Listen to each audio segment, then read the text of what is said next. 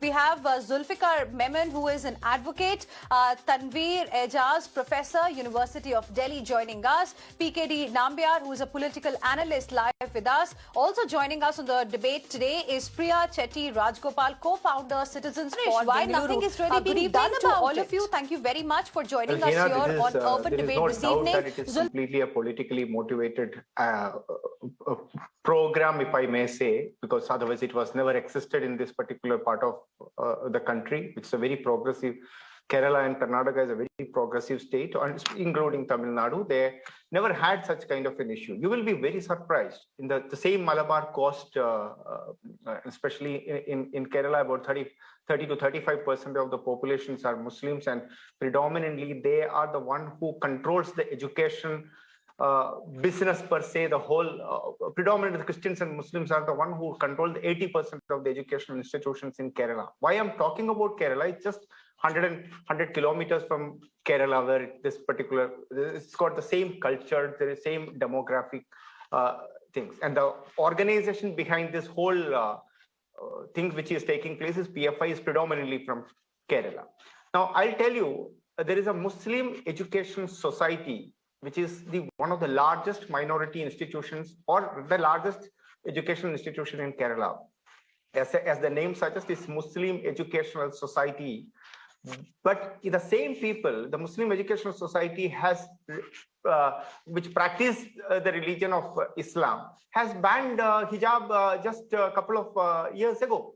So the idea is that hijab has never been, schools and colleges are not the place where one needs to wear your religion on your sleeve. It is a place where you come, be together, equal, irrespective of you're a poor or a rich, irrespective of you are a girl or a boy, irrespective of you are a Brahmin or a Dalit, irrespective of you are a Muslim or a Christian, you are a student. We all had our own educational system. We all have passed out of those schools and colleges. We never thought that, okay, it's a Muslim or it's a Christian or it's a Hindu or it's a Brahmin or a Dalit. No. So schools are the place where you come together, you look similar, you are like blossoming your life, graduating not just from the education, but also growing as an individual. It is not the place where you will be practicing your religion. Outside the school, of course, you have your religion, you go to the market, you go to your masjid, you go to church, you go to any other places of worship or whatever way you want it. Even in this case, right. If you have seen these 6 kids, they come with a burqa till to the school. Is there anybody is objecting whether they are wearing a burqa? There is any problem. I'm not talking about the concept of burqa is regressive or a progressive. That's a different story. But you need to understand, in 2022, he was telling, I'm just taking from there. So today in the Karnataka court, one of the petitioners' lawyer was saying that hijab is an essential religious practice of Islam. So as I said, that this is not applicable in most of the many other Muslim driven minority institutions are not made it as a practice of that. I've given you an example a little while ago. So there are a couple of contexts you need to understand. This entire belt, I was trying to tell in many channels also since yesterday, this context of the Malabar coast. The demography of Malabar coast over the last 20 years have been changed. As I belong to the same belt, you need to understand that 56 people have been recruited from the same locality. I'm not talking about Udupi, in the Malabar coast to ISIS, that is ISIS. So there is a huge growth of fundamental radical Islamist people. I'm not saying all of them, but a huge growth is taking place in this same belt, from Malappuram to the Konkan region. And anybody whomsoever travel into that region, anybody whomsoever is from that particular place, over the last 20 years, the kind of demographic change which has taken place. I give you the example. It's not something like my data. It is the data which is available. You even just Google it, forget about you don't require to go for a National Crime Bureau record. Every newspapers, Indian Express to Times of India has covered it very extensively. 56 people only from this belt.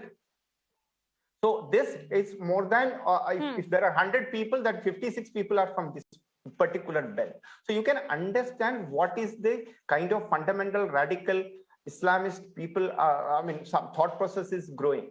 And most importantly, but sir, that has nothing by to that do. That has logic, nothing no, to PKD do. can I complete? by that Can I logic, complete? Sir, that has PKD nothing to do Nambiar, with the when you know what the problem is, what right is now. being done to solve it? Can I complete? So I'm just No, saying even that if he's using that logic to justify what is happening, PKD Nambiar, I want to understand from you, if you know what the problem is, if the education minister knows who are the people, who are influencing these girls, then what is being done to stop them? Answer, please. I'll just tell you exactly. Who is this PFI? Anybody whomsoever look at the background of it, you must be remembering SIMI, which is a banned organization. The SIMI has renamed as SDPI. The SDPI is the same as PFI and and the CFI, that is I don't want to go into the history. I really don't want to go into the history, PKD Nambiar. I'm asking you a direct question. I'm asking you a direct question. The education minister, before I started this debate, PKD Nambiar, 1 second, hear my question first. Before I start, is that what the students are supposed to do? Unfortunately, I am not the spokesperson for Karnataka government. So I will not be able to give any kind of an opinion related to, I'm not neither a government official. But one thing I wanted to tell you, you as a senior journalist, you should always look at things on a perspective. If you wanted to just say that nobody is denying the education to those girls, I have myself debated with the same girls in another channel 2 days ago. I also asked them, they were only just कहते हैं parrot की तरह उनका सिर्फ एक ही dialogue है. So my fundamental rights have been taken. Is there anybody has told them not to come to the school? No. Is there anybody has denied them the education what they are supposed to be given? No. The only thing the school said that we have a uniform code and we want all the kids, whether irrespective of girls, boys, everybody is being given a uniform. They should all be added to it. And if some Mr. PKD, can I ask you out of maybe 100 Now, can I ask you one question? Zulfikar wants to come in. Zulfikar wants to come in. Then I'll go across to Tanveer. Okay, Zulfikar wants to come in. The question really is that, things were absolutely peaceful before December. Things were absolutely peaceful. PKD Nambiar and Tanveer Ejaz, things were peaceful. In fact, I'll tell you what, one college had come out with a circular as well, wherein it had mentioned that if you're wearing a uniform, your hijab or headscarf should be of the same color. And things were absolutely fine. That is absolutely Before we saw acceptable. some students coming to the college wearing saffron scarves, what kind of a competition is this? PKD Nambiar, 10 seconds to you very quickly, then Tanveer, please. See, there are two elements to it. So if the same logic is applicable to other people, and if tomorrow a Brahmin boy comes and says that I'll be only just wearing a janayu and not even wearing any cloth on my, the shirtless, then you will have to accept it. If that is the kind of a students and an ecosystem which we wanted to create, that is the regressive society we wanted to create, there is no problem. Let's create that. But is that the way we wanted to? I have another question for you, PKD Nambiar, on that logic. But before that, I want to give time to my other guests as well. Whenever there is a trouble, there are people who would like to go and fish. There is no doubt about it. So it's not like that politicization, political opportunism will always be there, irrespective of whichever section people are aligned to. But one thing I wanted to tell you, once I think we have one of the panelists is a lawyer. So if today in Karnataka High Court, the lawyer of the petitioner has said, hijab is an essential religious practice of Islam. So it should be allowed. Now, I wanted to ask another counter question. In the Sabarimala case, just 2 years back, 2 years or maybe 3 years back, the Justice Chandrachud has given a judgment on both, I think it's in writing only. He said, who will decide the theologians of, who will decide that is the theologians of any of the religion will decide what is the essential practice of a religion? Who will decide? Can it be decided by a mullah or a pandit or somebody else?